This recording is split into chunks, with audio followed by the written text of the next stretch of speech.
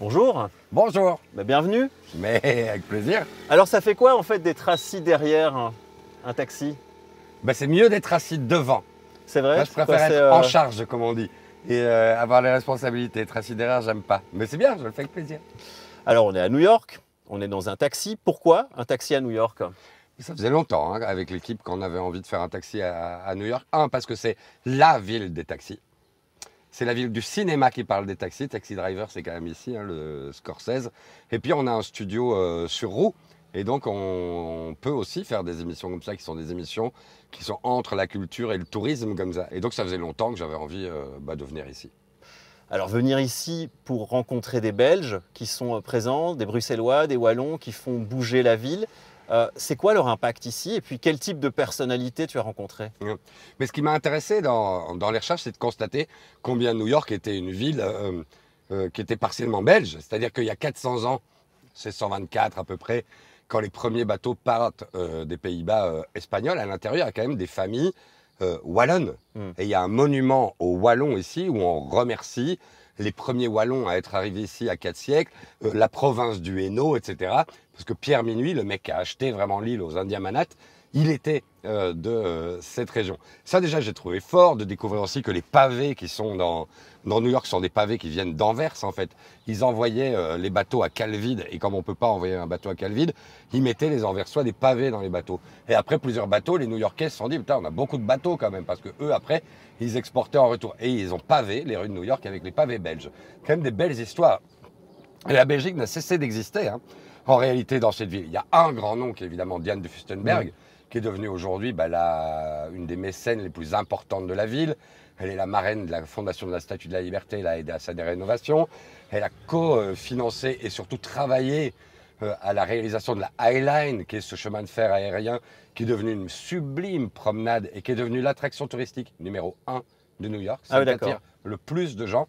Et puis là, elle a créé plus récemment avec son mari Little Island, qui est une petite île d'1 hectare qui est sur l'Hudson River, sur une énorme mécène. Mais à côté de ça, il y a plein de gens en réalité. Il y a plein d'acteurs, il y a plein de chanteurs, il y a plein de designers, il y a plein de gens qui font de la mode, il y a plein de jeunes entrepreneurs qui travaillent aussi dans le domaine de la culture, qui viennent ici à New York parce qu'il n'y a rien à faire, c'est encore une ville qui attire. Alors plein de Belges qui font plein de choses ici. C'est quoi leur valeur ajoutée? Comment ils peuvent faire la différence dans cette masse qu'on connaît ici à New York?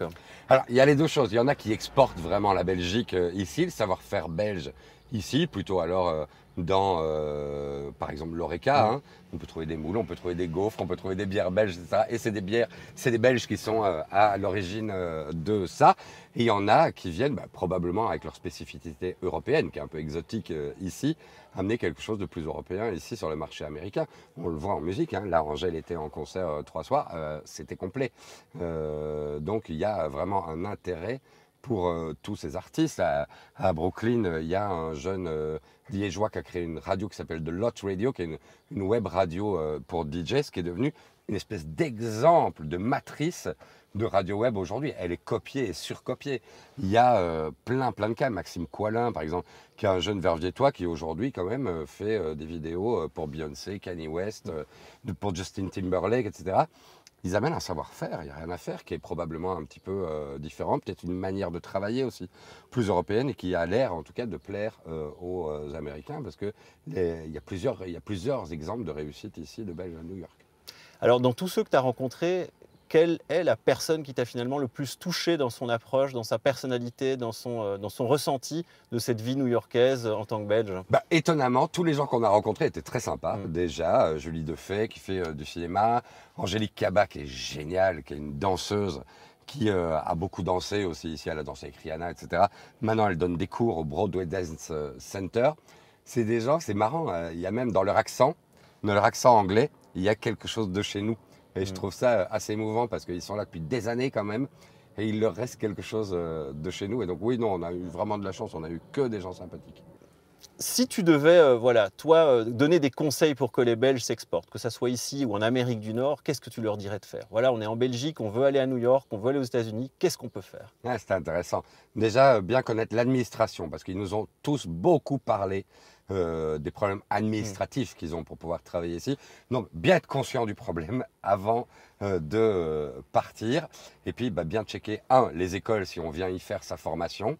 Et deux, bien checker ce qu'on veut y faire, parce que je pense que c'est une ville, c'est ce qu'ils nous disaient un peu, dans laquelle tu peux vraiment te disperser, voire te perdre. C'est une ville extrêmement brutale, ils nous l'ont beaucoup dit aussi tous, mais c'est un aimant. Et les contacts se font, ça m'a beaucoup étonné. Ils arrivent à rentrer en contact avec le milieu de manière beaucoup plus simple qu'ici. Donc je pense soit il faut bien checker les écoles et choisir la bonne, pour pas évidemment perdre trop de temps. Et si on vient, je pense qu'il faut savoir à peu près ce qu'on veut y faire. Et à ce moment-là, taper sur le clou, rencontrer des gens.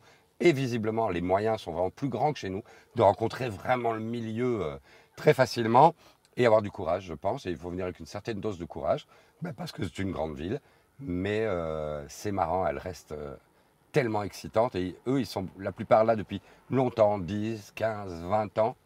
Et ils restent complètement aimantés et excités par la ville. Donc je crois une envie. Est-ce que toi, tu te verrais ici, à un moment, venir à New York, t'installer, faire quelque chose, pour un petit temps, pour une période plus longue? Moi, je tanne ma famille depuis des années. Moi, j'étais assez prêt à laisser tomber pratiquement tout pour venir ici. Pas du tout tenter ma chance, parce que je n'ai pas cette ambition-là. Moi, je ne suis pas un entrepreneur du tout, dans l'âme, etc. Mais pour venir y vivre et y pratiquer une activité artistique, par exemple de l'écriture dans mon cas, oui, l'envie est vraiment là, je tanne ma famille pour le faire. C'est probablement pas encore le bon moment, mais vraiment j'espère de tout cœur qu'un jour on le fera, parce que je dis toujours que j'espère vivre 1 an ici dans ma vie. Voilà, 1 an, juste une parenthèse, parce que moi j'aime le cinéma, j'aime la musique, et j'aime la littérature, et franchement, entre ces 3 disciplines-là, New York a largement rempli les archives. Et donc, ça continue de m'attirer, alors que j'ai 48 ans aujourd'hui, je continue d'être attiré comme un gamin par cette ville. Ouais. Eh ben, je comprends tout à fait. Merci Jérôme, et puis on se plaisir. reverra peut-être un jour ici, quand tu seras installé. Exactement. Salut, bonne route. Ciao.